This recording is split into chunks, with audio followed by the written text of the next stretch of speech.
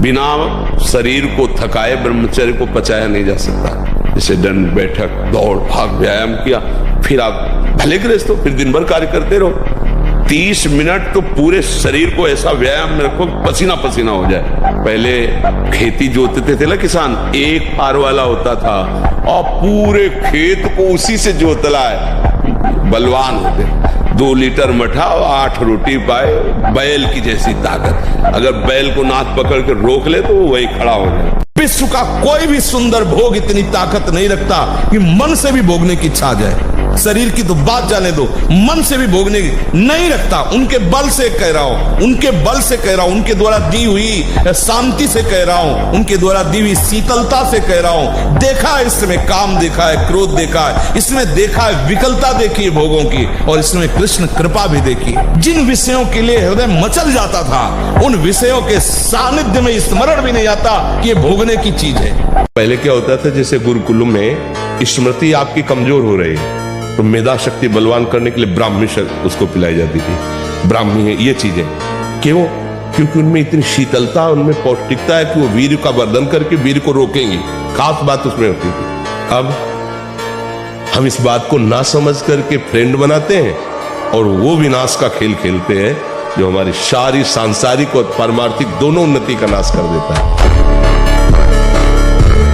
अगर स्त्री शरीर है तो किसी एक पुरुष का एक बार वरण करो, आजीवन वरण करो। छूट जाए तो ब्रह्मचर्य से रहो, आजीवन ब्रह्मचर्य रहो। ये व्यभिचार प्रवृत्ति से नरक जाने का रास्ता होता है। त्रिविधम नरकस्येदम द्वारम नाशनमात्मनः कामः क्रोधा तथा लोभा तस्मादेत्ययं तदेत। ये 3 नरक के द्वार है, काम क्रोध लोभ। इन्हीं में जो फंसे हुए नरक जाना है और क्या करना है, नरक की प्रवृत्ति करनी। भूल नहीं पाती, तुम्हें घृणा हो जानी चाहिए कि जिसके लिए मैंने शरीर समर्पित किया वो आदमी मेरा हो नहीं हुआ तो वो भूलने योग्य, वो घृणा करने योग्य है। हमारे जितने भी अंग हैं जो प्रधान अंग हैं, इनको जब वो पहुंचेगा नहीं ना तो ये सब देखो, गाड़ी में न डालो पेट्रोल तो खराब हो जाएगी। और इसके बाद आप अच्छे अच्छे पदार्थ पाओगे तो लीवर में उतनी सामर्थ्य नहीं रहेगी, वो बचाना बंद कर देगा, आपकी बहुत हानि हो जाएगी।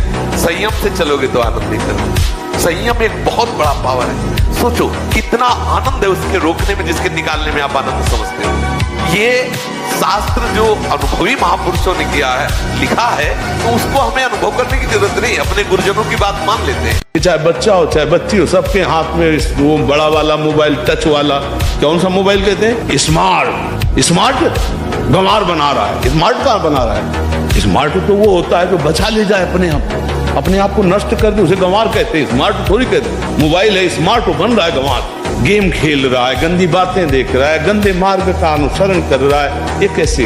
अरे एक गंदा दृश्य एक अच्छे सदाचारी को वैश्यागामी बना दिया, अजामिल को। और तुम रोज घंटों गंदा दृश्य देखोगे तो तुम्हारी दुर्दशा क्या हो जाएगी। और ऐसे कितने हैं, हम तो आश्चर्य की बात कहते हैं। अमेरिका में रह रहा है और 28 और 32-35 के बीच के दोनों हैं, वो कसम खा के वृंदावन में गए कि आजीवन दोनों ब्रह्मचर्य रहेंगे। और उनका बच्चा होश में वृंदावन, बोले महाराज वचन देते हैं जीवन में कभी गलती नहीं हुई। अब बोलो सुंदरी पत्नी है, सुंदर शरीर है, खूब रुपए कमा रहे, ब्रह्मचर्य प्रणाम है।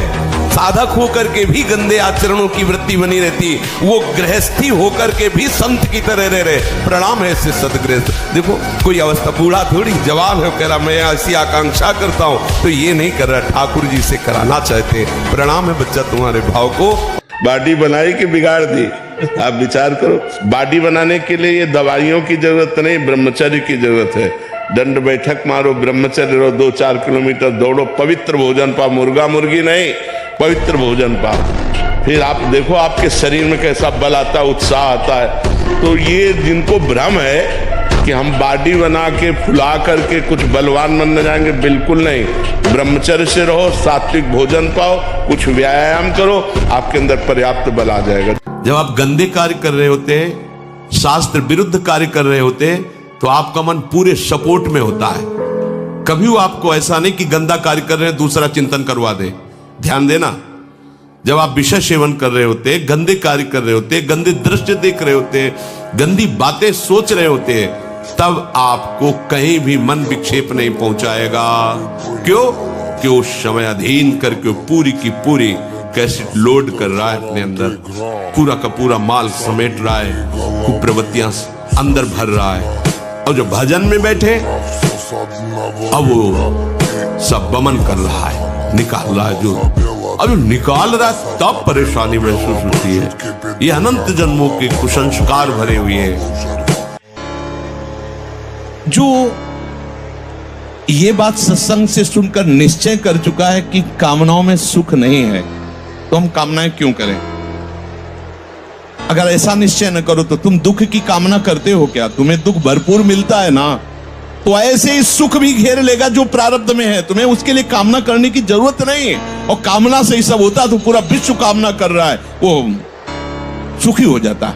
कौन है ऐसा जो कामना नहीं कर रहा? वो भगवत अनुरागी ही होगा, दूसरा नहीं।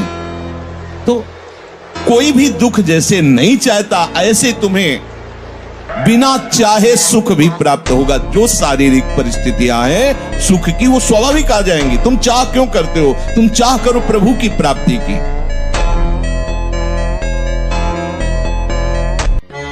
कम से कम आप इतने सौभाग्यशाली हैं कि सत्संग सुनने में तो रुचि है,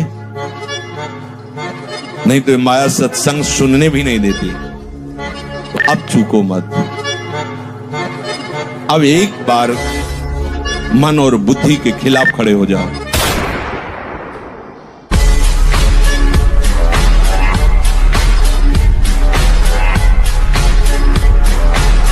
जो इस शरीर में अहंकार कर लेता है, शरीर का अहंकार, मैं स्त्री मैं पुरुष, मैं विद्वान मैं जवान मैं रूपवान मैं गुणवान मैं धनवान, इस अहंकार के अंतर्गत ही आता है।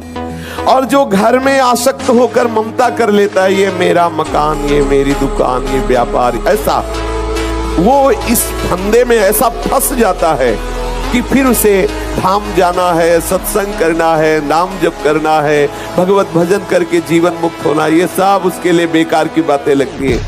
बहुत सावधान, ये जाल है माया का।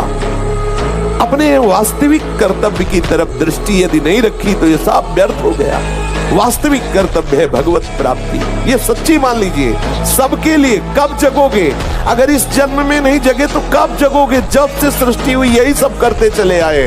ये बहुत बढ़िया अवसर प्रभु ने दिया, जाग जाग, ये जागने के लिए अवसर दिया है।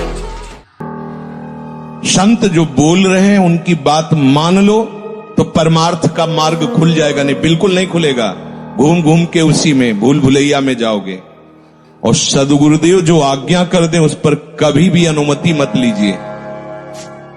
आज्ञा में अनुमति की गुंजाइश नहीं होती कि आपने कहा कि इतने बजे उठना है, तो अगर इतने बजे उठे तो चलेगा, और अगर वो हाँ कहने शुरू कर दिए तो आप गिर गए। ध्यान रखना, आज्ञा के बाद कोई अनुमति की गुंजाइश नहीं होती। मैं तुम्हें कहता हूं, तुम कभी इस मार्ग में निराश मत होना। मैं तुम्हें सच्ची अनुभव की बात बताता हूं। प्रभु जिस पर कृपा करके ऐसी विषम परिस्थिति देते उसके साथ रहते हैं। ये बात पकड़ लो। जब तुम्हें सब छोड़ रहे हो, प्रतिकूलता घेर रही हो, अव्यवस्था घेर रही हो, तो तुम आसपास अनुभव करना वो है, क्योंकि वो ऐसे में छोड़ नहीं सकता। जब वो इतना बड़ा कृपा करके हमारे साथ महामहिम कार्य कर रहा है, माया मुक्त करने, वो जानता है कि ये मत, संत रूप में, गुरु रूप में, शास्त्र रूप में वो समझाते रहते, डरना मत। आपकी गुरुवाणी आपके अनुकूल हो, उसके लिए आसनों पर 6-6 घंटे पद्मासनों पर बैठे, बिना हिले डुले, भीषण कष्ट हुआ पर उसे सही शांत, तो सुषुम्ना नाड़ी खुली, वीरता में प्राणायाम के द्वारा प्राणों का सही, शरीर को व्यायाम के द्वारा स्वस्थ, आसनों के द्वारा वश में कर लेना, आहार के द्वारा पवित्र बुद्धि करना, इंद्रिय भोगों का दृश्य श्रवण संभोग इनसे दूर रहना, इंद्रिया पवित्र, तब जाके वीर ऊर्ध्वगामी, उसे कहते हैं अखंड ब्रह्मचारी। माना आपके आचरण सही नहीं है, माना आपकी वो स्थिति नहीं है, लेकिन बच्चा बच्चा होता है। ये थोड़ी कि ज्ञानी विज्ञानी हो तो ही वो उसका बच्चा है। अगर आपने सीधे उसी स्थिति में अंदर से, वो अंदर का विषय कोई नहीं जानता, अंदर के विषय से यदि आपने जोड़ लिया श्री कृष्ण में, जैसा विजय है, विजय लिख लो, कुछ भी हो सब डिलीट हो जाएगा। हिसाब किताब पहुंचते पहुंचते केवल कृष्ण रहेगा। बोले रजिस्टर बहुत बड़ा, बोले हाँ ले जाओ सामने, ले गए तो आए को स्याही फेरी है, सब कोरा कागज, केवल कृष्ण। हर परिस्थिति को सहने के लिए तैयार रहो। भगवान के जन हो, ऐसे छोटी मोटी बात आई रो दिया बच्चों की तरह नहीं, 100 बार गिरेंगे फिर भी हम चढ़ाई करेंगे इस पर। इसका अभ्यास है हमको नष्ट करने का। तो आज से हम प्रण लेते हैं कि तू हमें कितनी बार गिराएगा। अविनाशी का बच्चा हो, अविनाशी ही हूं, शरीर बदलते रहेंगे लेकिन हम तेरे को देख लेंगे एक दिन तुम जीत जाओ। बस ये होता है कि हम लोगों को आत्मबल छीन हो गया विषयों से, लगता है हमारे बस की बात नहीं। शौभरी जी ये वृंदावन में मछली को मैथुन करते देख करके काम से पीड़ित हो गए। वो मानधाता की 50 पुत्रियों से ब्याह किया। अजामिल ने जंगल में वैश्या और वैश्यागामी पुरुष का संसर्ग देखा और भ्रष्ट होकर के वो वैसे ही हो गया। तो दृश्य भी बिगाड़ देता है हमारे चित्त को, संसर्ग भी बिगाड़ देता है, भोजन भी बिगाड़ देता है। तो हम दृश्य से बचें, संसर्ग से बचें और नाम जप करें। तो निश्चित है जितने साधु महात्मा है सब भगवान के बल से ही तो ब्रह्मचर्य है, भगवान के बल से ही तो अच्छे आचरणों वाले हैं। ये वासनाएं, ये गंदी आदतें आपकी जीवनी शक्ति को नष्ट कर देंगे। पलो 15 से लेकर 25-30 तक आपने ब्रह्मचर्य सब नष्ट कर दिया। अब आप केवल दिखाई दे रहे हैं कि मनुष्य है, मनुष्य में अब आपके अंदर ज्ञान शक्ति, स्मृति शक्ति, बल शक्ति, लोक कल्याण शक्ति, वो केवल नाटक भले बोल लो, तुम्हारे अंदर नहीं रह गई। अगर आप संयम से चलोगे, ब्याह हो, एक पत्नी व्रत ठीक से नियम, वो आप आगे गृहस्थ में भी होते हुए तेजस्वी रहेंगे। करो अस्त मैथुन और शनि साढ़े चढ़ा हुआ है इसलिए ऐसा होता है। बेवकूफी वाली बातें बच्चा है, अभी अवस्था है तुम्हारी वीरपात करने की। गेहूं की फसल तैयार हो रही है, गलेत पे हो, गलेत माने होता है दाना अभी पड़ रहा है और आप उसको काट लो तो ना भूसा होगा ना दाना होगा, व्यर्थ जीवन चला जाएगा। कम से कम 20-22 वर्ष ब्रह्मचर्य का पालन करो, फिर गृहस्थी में जाओ, संतान तेजस्वी होगी, देशभक्त होगी, माता पिता की भक्ति कर। ये क्या है, ना तो माता पिता समझा पाते हैं और ना टीचर समझा पाते हैं, और डॉक्टरों से सलाह लो तो गलत सलाह मिलती है। तो क्या फ्रस्ट्रेशन, क्या उसको निकाल के फिर आप कैसी बात करते हैं, कैसी बात करते हैं, जान से मारने की सलाह दे रहे हैं। उस आदमी की हालत क्या होगी जो 4 बार अस्तमैथुन करता है, 4 बार वीरपात करता है, उसकी हालत क्या होगी। अभी तो जवानी इसलिए है, आगे चल करके आंखों से दिखना बंद हो जाएगा, कमर में मतलब दर्द हो जाएगा, गांठों में दर्द हो जाएगा, बात मान लो हमारी। सावधान हो जाओ, यहाँ कुछ नहीं, सबसे राग त्याग करके एकमात्र प्रियालाल के चरणों में आसक्त हो जाओ। बातें बनाना बहुत आता है लेकिन हृदय को समझाना बहुत कठिन है। जो हृदय को समझा ले वही विद्वान, वही ज्ञानी, वही महात्मा। जो अपने मन को चेला बना ले वही सच्चा गुरु। मन पे चेला बने हुए कोई गुरु होता ही नहीं। जो मन का चेला है वो कभी गुरु नहीं बन सकता। वही गुरु विश्व गुरु है, वही जगत गुरु है जो अपने मन को चेला बना ले, जाए से जहां चाहे वैसे स्थापित कर दे उसे, तभी माना जाता है समर्थ महात्मा। विषयों का सेवन शरीर से भी ज्यादा घातक है मानसिक सेवन। समझना, साधक क्या समझता है कि मैंने कोई क्रिया तो की नहीं, अच्छा बहुत चतुर है, मानसिक पाप लगता नहीं, गलत बात समझिए। शारीरिक सेवन से ज्यादा गंदगी पैदा होती मानसिक चिंतन से। ये जो कामना से बुद्धि अपरित हो गई है, वो लोग प्राय ऐसा कि अमुक बलि दे दो तो तुम्हारे पुत्र हो जाएगा, दूसरे के बच्चे को छीन कर तुम काट रहे हो, चाहे बकरा ही हो, मुर्गा हो, तुम्हारे बच्चा पैदा हो जाएगा। अरे वो अगर बच्चा तुम्हारे प्रारब्ध में नहीं लिखा है ना तो नहीं होगा, अगर होगा भी तो ऐसे कृत्य के कारण तो तुम्हें जीवन में कभी सुख चैन नहीं लेने देगा, कभी तुम्हारी शांति नहीं आने देगा, हर समय तुम्हें अशांत और जलना होगा। अधर्म से किया हुआ जो भी अनुष्ठान है उसका परिणाम विनाशकारी और दुखदायी होगा। उपासक को सांसारिक विनोद भरी बातें सुनकर हंसने का शौक नहीं होता। चलो अब ये प्रोग्राम देखते हैं जिससे हंसी आ जाए, जिससे हंसना स्वास्थ्य के लिए लाभदायक है। उपासक की वृत्ति नहीं, ये तो जगत में ऐसा होगा लेकिन भगत में ऐसा नहीं होता। उदासीन अति रही गुसाई, अंदर एक उदासीपन छा जाता है। जब तक प्रीतम मिले नहीं तब तक वो उदासी हृदय में और बाहर भी अनुभव में आनी चाहिए। बहुत बड़ी से बड़ी सुख सामग्री प्राप्त होने पर कोई हर्ष नहीं, बड़ी से बड़ी सुख सामग्री नष्ट होने पर कोई शोक नहीं। इसे उदासीनता कहते। ये हमारे प्रिय मित्र हैं, ये हमारे प्रिय संबंधी हैं, ये हमारे बंधु बांधव हैं और ये हमारे कहने पर प्राण भी त्याग सकते हैं। अगर ऐसी किसी के भी प्रति बात हो तो हटा देना, नहीं तो ऑपरेशन शुरू हो जाएगा। डरते रहो इस बात से, किसी को अपना मत कहना, नहीं धोखा हो जाएगा।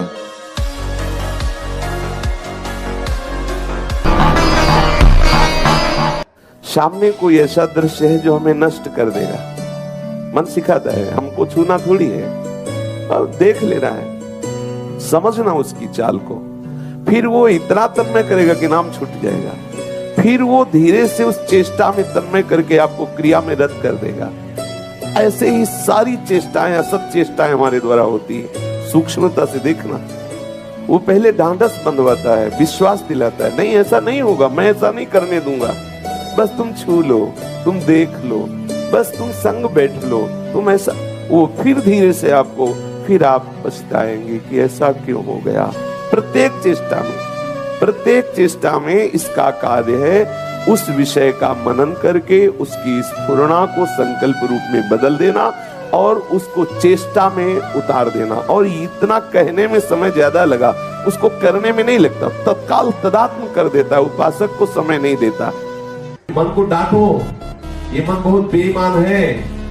जब किसी को शराब पहली बार पीते हुए देखो तो ऐसे करता, ऐसे मन कहता नहीं, और वो पीता, और फिर एक दिन उस घर में थप्पड़ मार करके पैसे लेकर के फिर जाता है पीने।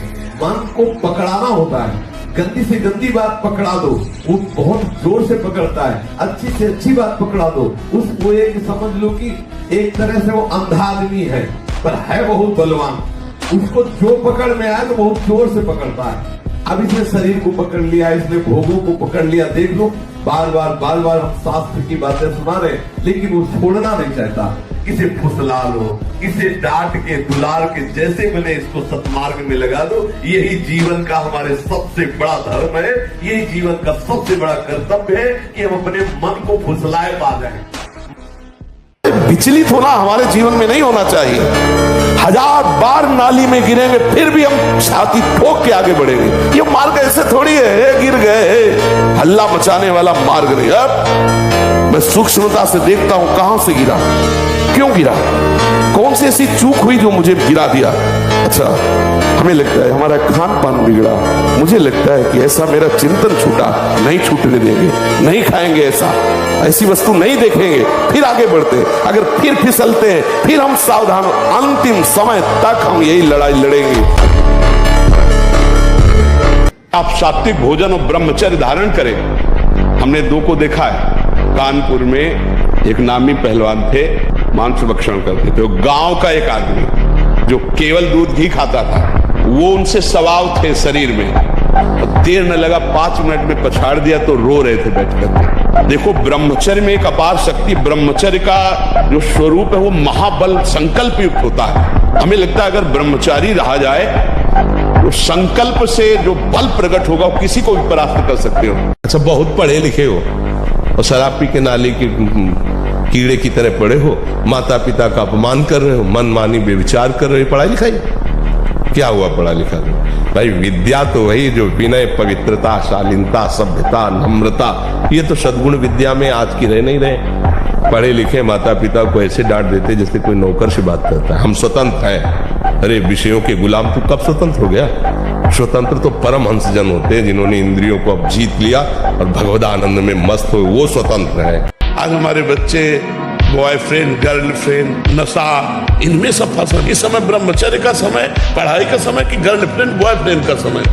समय आएगा, गृहस्थी में जाओगे, ब्याह होगा तो अपने उस विषय को भोगो। ये अभी विषय भोगने का टाइम है, नई अवस्था है, अपने लक्ष्य की प्राप्ति का समय। तो नष्ट हो रहे। माता पिता कुछ कहें, लड़के उनको धमकी दे रहे, ज्यादा कहें तो लड़के उनको मारे दे रहे, माँ को पिता को लड़के मारे दे रहे। सबसे पहली बात है, हम जब कहते हैं तो कोई समझ नहीं रहा, ब्रह्मचर्य की रक्षा की है। ब्रह्मचर्य बहुत बड़ा अमृत तत्व है। ये मूर्खता के कारण लोग इसे ध्यान नहीं देते हैं। एक ने तो कहा कि संसार में भी यही सुख है, तुम भी उसमें भी कह रहे हो कि ऐसा। हम भाई तुम्हें सुखी करने के लिए कह रहे, दुखी करने के लिए तो नहीं कह रहे ना। हम तुम्हारे दुश्मन नहीं है, तुम्हारे मित्र हैं। तुम्हारा मन तुम्हें गलत रास्ता दे सकता है, लेकिन हम तुम्हें गलत रास्ता नहीं दे रहे। तुम सदगृहस्थ हो तो संयम से चलो। जहां जहां मन जाए, जिस वस्तु में, जिस व्यक्ति में, जिस स्थान में, उसमें अपने आराध्य देव की तत्काल भावना कीजिए। चिद चिद लक्षणम सर्वम राधा कृष्णमयम जगत। जय हो प्रिया प्रीतम, जय हो प्रिया प्रीतम। आपका ये भी रूप, आपका ये भी रूप, आपका ये थक जाएगा मन, ये मन ऊब जाएगा, कहेगा नहीं ऐसा नहीं, क्योंकि इसको स्वाद नहीं मिल पाएगा उस माया प्रपंच का। जहां जहां जाए वहीं वहीं ये सूत्र प्रभु है, मेरे प्रभु। जय हो प्रभु, आप नाम चल रहा है, जय हो प्रभु आप। ये हार जाएगा, और ये हार गया तो आप जीत गए। जहां ये हारा आपके अधीन हो जाएगा, इसको निराश करना है, इस बात से ये निराश हो जाएगा। संत जो बोल रहे हैं उनकी बात मान लो तो परमार्थ का मार्ग खुल जाएगा। नहीं, बिल्कुल नहीं खुलेगा, घूम घूम के उसी में भूल भुलैया में जाओगे। और सदगुरुदेव जो आज्ञा कर दे उस पर कभी भी अनुमति मत लीजिए। आज्ञा में अनुमति की गुंजाइश नहीं होती कि आपने कहा कि इतने बजे उठना है, तो अगर इतने बजे उठे तो चलेगा, और अगर वो हाँ कहने शुरू कर दिए तो आप गिर गए। ध्यान रखना, आज्ञा के बाद कोई अनुमति की गुंजाइश नहीं होती।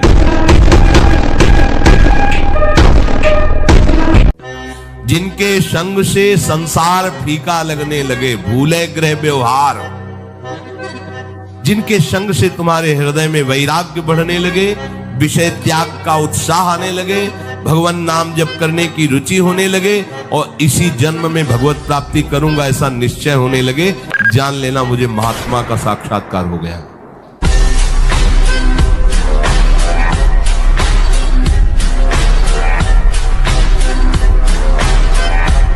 और साधु को मन को ऐसे मारा, वेग, हिंसा का वेग, भूख का वेग और जनेन्द्रिय जनित मैथुन का वेग जो सह जाता है, वही महात्मा निरंतर भजन कर सकता है, वही उपासक निरंतर भजन कर सकता है। नहीं, यही वेग आकर उसके भजन में अंतराय पैदा कर देते हैं। अच्छा सोचो, अभी 12 वर्ष का बच्चा है, अब उसने गंदे आचरण शुरू कर दिए, वीर्य नाश करना शुरू कर दिया। अब वो जब 22 वर्ष का होगा तो उसकी हालत खराब हो जाएगी। अच्छा 25 वर्ष तक ब्रह्मचर्य रहा, फिर वो गृहस्थी में गया, तो कुछ उसका गृहस्थी नहीं बिगड़ पाएगी, क्योंकि परिपक्व हो गया ना, उसका जो सप्तम धातु परिपक्व हो चुकी, तो उत्तम संतान होगी और वो धैर्यवान होगा, उसका माइंड जो है काम करेगा।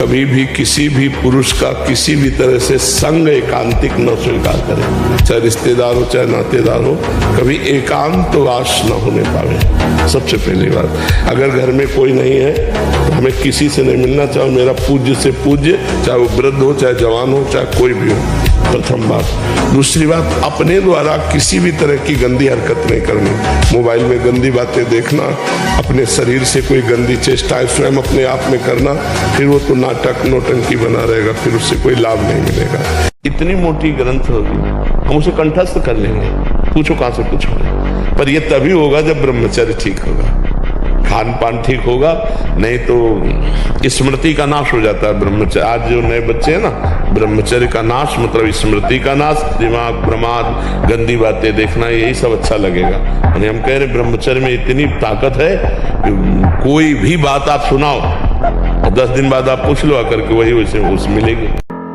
नहीं, विवेक। अगला कदम रखने के पहले विचार करो, मेरा कदम कहां रखा जा रहा है, क्या होगा अगर मैं ऐसा करूंगा तो होगा क्या। नहीं, बहुत बार ये सब किया, अब नहीं, और भाग पड़े, ज्यादा नहीं के चक्कर में ना पड़े, उस स्थान से भाग पड़े जहां सामने भोग उपस्थित हो। धैर्यवान यदि ऐसा है कि कोई प्रभाव नहीं पड़ रहा तो भी वहां ज्यादा न टिके, हट जाए। जब कोई आपको आदर से बुलाए, कोई सम्मान करे, तो आपकी दृष्टि में भी वो नहीं आना चाहिए, आंतरिक दृष्टि में। जैसे कोई हमें जिस गली में जाते हो गाली देता हो और हमसे द्वेष मानता हो, तो हम उस गली में भी नहीं जाना चाहेंगे, अहंकार होने के कारण। ऐसे भक्त जिस गली में आदर होता हो, माला पहनाया जाता हो, उसकी कीर्ति सम्मान हो, उस गली में नहीं जाना चाहिए। और जिस गली में अपमान होता हो, गाली मिलती हो, हफ्ते में 1-2 बार तो उसमें जाना ही चाहिए, जिससे पता चलेगा कि हमारे हृदय की स्थिति क्या है। यह है उलट आप में समा, ये उल्टा मार्ग। अच्छा, आप खुद बताओ, एक बार ब्रह्मचर्य क्षीण होने के बाद आपको शारीरिक और मानसिक परेशानी होती है कि नहीं? हर तरह से होती है ना। तो देखो वो गलत है ना, चाहे डॉक्टर कहे चाहे मित्र कहे, वो गलत उपदेश देते ना। यदि आपका स्वाभाविक ब्रह्मचर्य क्षीण होगा तो आपको उत्साह, शारीरिक फुर्ती बढ़ेगी। ध्यान देना, महीने 2 महीने 2.5 महीने में जब स्वाभाविक ब्रह्मचर्य स्वप्न दोष आदि होगा, वो आपकी शक्ति नहीं होगी, वो संतान उत्पत्ति करने वाला वीर नष्ट नहीं होता, वो क्रिया से ही होता है। अगर बादाम ज्यादा खाओगे तो लीवर खराब हो जाएगा। देख, कुछ दिन बाद देख लेना, ये जो लोग कहते हैं ना कि अरे बाबा लोग सब कहते हैं, देख लेना तुम्हारे पुरखा पानी पा जाएंगे। तुम तो हमारी आत्मा हो, इसलिए हम तुम्हें प्यार से समझाते हैं। जैसे हम कहते हैं तुम ब्रह्मचर्य रहो, हस्तमैथुन मत करो, गद्याचरण मत करो, व्यभिचार मत करो। ये ब्याह की जो एक प्रक्रिया है, आपको एक सीमित बांधने के लिए है कि आप भ्रष्ट आचरण न करें, आप धर्म से युक्त होकर भगवत मार्ग में चले, आराधना करते एक आराधक की तरह एक संयमित जीवन व्यतीत करें। मस्त जीवन, एकदम तुम अविनाशी के बच्चे हो। शेर का बच्चा भेड़ों के बीच में फंसकर म्यों म्यों बोल रहा है, बस अगर दहाड़ना सीख जाए तो कोई भी उसे परास्त नहीं कर सकता। ऐसे भगवद अंश, तू प्रपंच में फंसकर अपने को इतना दीन क्यों देख रहा है? तू ऐसा है कि भगवान के दिव्यास्त्र में भी ताकत नहीं तेरे को मार सके। तू अविनाशी का अविनाशी बच्चा है, विनाशी भोगों को, विनाशी शरीर को मैं मान के इतना भयभीत, इतना दुख, ठीक नहीं। अब तो रहा नहीं जा रहा, अब वो भटक रहा है, क्या करूं, कैसे करूं, कहां वो पाऊं, ललक रहा है। बड़ी दुर्गति की ये स्थिति होती। प्रायः हर साधक इस आग से जल करके आगे निकलता है। आग बुझाने की चेष्टा मत करना।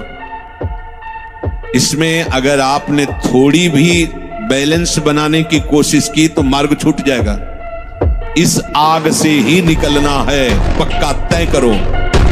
आग को बुझा करके निकलना है, कभी नहीं, निकल ही नहीं सकते। एक वो घोड़े पे जा रहे थे, तो एक घोड़ा लेकर के, तो एक जवान, एक बूढ़े उनके पिता थे, तो उन्होंने पिताजी से कहा कि आप घोड़े पे, पहले तो दोनों ऐसे घोड़े को लिए जा रहे थे, बोले कैसे मूर्ख है, खाली जा रहे हैं। उन्होंने पिताजी को बैठा लिया, बोले यार बूढ़े को शर्म नहीं लगती, वो बेचारा लड़का पैदल चल रहा है। तो उसने सोचा कि लोग ऐसा करें, तो उसको, लड़के को बैठा दिया, बूढ़ा पैदल हो गया। तो बोले यार इसको जवान, इसको शर्म नहीं लगती, बूढ़ा पैदल चल रहा है। तो दोनों बैठ गए, बोले हराम का घोड़ा मिला होगा, दोनों चढ़े हैं।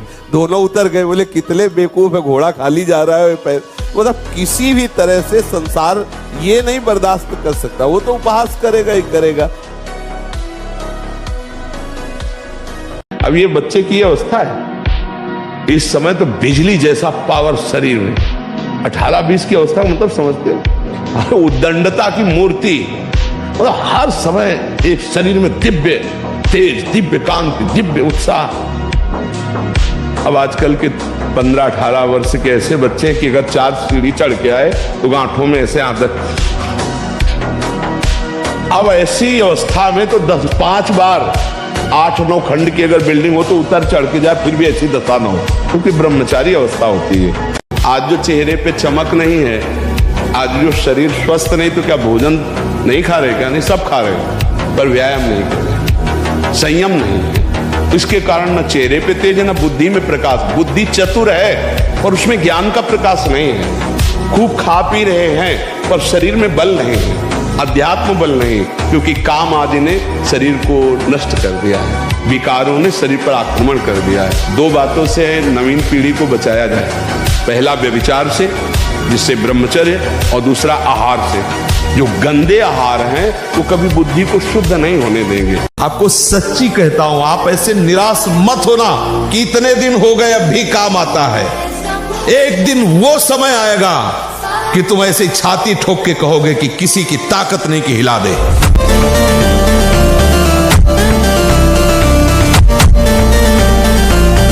बहादुर आदमी चोट लगने पर और खूंखार होता है। कायर आदमी ने एक बूंद खून देखेगा, दैया रे भाग गए। तो ये कायरों का मार्ग थोड़ी है, सूरवीरों का मार्ग है। अगर कहीं भी हम झुकते तो हम सावधान होते हैं। ये कौन सी ऐसी वृत्ति है जो मुझे रौंद दिया, गिरा दिया? सूक्ष्मता से उस वृत्ति को पकड़ा और कस दिया। तलवार की नोक पर गाय का मांस चखाया जाता था धर्म भ्रष्ट करने के लिए। आज पैसा लगाकर खाते हो, पूछते हो कहां का है? कैसी बुद्धि भ्रष्ट होती चली जा रही। हम उस धर्मावलंबी हैं, धर्म पे चलने वाले हैं जहां गर्दन कटवा दी गई है पर चखा नहीं है। ये जो विदेशी जन आए थे, जो अधर्मावलंबन करने वाले आए थे, वो तलवार की नोक पर तो कटवा दी गर्दन, लेकिन गाय का मांस नहीं चखा। आप देश विदेश जाते हो, जो आपको मांस मिलता है वो आप पूछते हो क्या किसका है, बस खा लेते हैं। जिन भोगों के इस बात का हमें संसार में कोई प्यार नहीं करता, कोई अपना नहीं, तो यही तो सिद्धि है। आओ इधर, हमारे मार्ग में ये लाभ है कि कोई हमें प्यार न करे, क्योंकि ये सम्मान, ये प्यार प्रभु से विमुख कर देता है। देखो हम जी तुम्हारे बिना जी नहीं सकते, तुम चले गए तो मेरा क्या होगा। अब वो उसकी बात में ही समझो तुम्हें कितना प्यार कर रहा हो। क्या कह रहा है? तुम चले गए तो मेरा क्या होगा। ये प्यार है? क्या सोच रहा है वो? मेरा क्या होगा। बस पकड़ लो, कोई तुम्हारा नहीं। शारीरिक सेवन से उतना सुखासक्ति नहीं पैदा होती जितनी मानसिक चिंतन से। देखना खुद, जब ये मन आपको किसी भोग के लिए आकर्षित कर रहा हो तब देखना कैसा वो सुख देता है, और जब आप उसी भोग को भोग रहे होंगे तब देखना फिर लगता है कि वो तो जो चिंतन में था वो तो समझो शारीरिक क्रिया से ज्यादा घातक मलिनता पैदा करता है मानसिक भोगों का संयोग।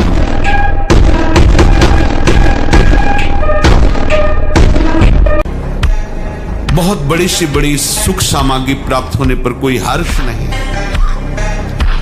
बड़ी सी बड़ी सुख सामग्री नष्ट होने पर कोई शोक नहीं है।